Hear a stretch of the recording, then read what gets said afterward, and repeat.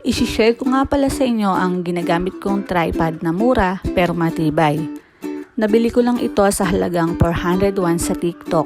At kung naghahanap kayo ng selfie stick tripod, ito na nga ang marerecommend ko sa inyo.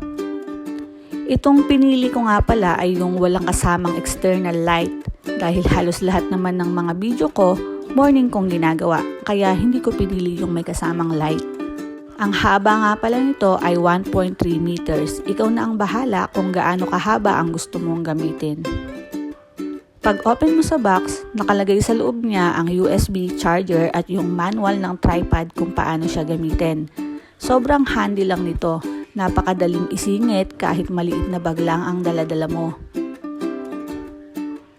Maganda din yung pinakaipitan ng cellphone dahil narurotate siya. Pag nakita mo itong tripod na to sa personal, hindi mo akalain mura lang.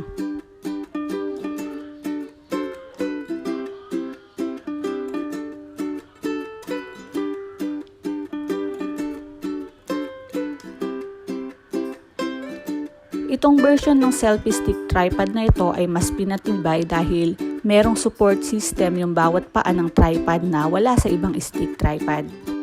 About naman sa shutter, mas okay to dahil magkaiba yung button ng pang video at pang picture. At rechargeable din siya kaya okay na okay talaga, hindi mo na kailangang bumili ng battery. Ang maganda pa sa stick na to ay yung pinakalagayan ng cellphone, yung pinakaliig niya is adjustable. Pwede mong bali-baliin, depende sa ayos na gusto mo.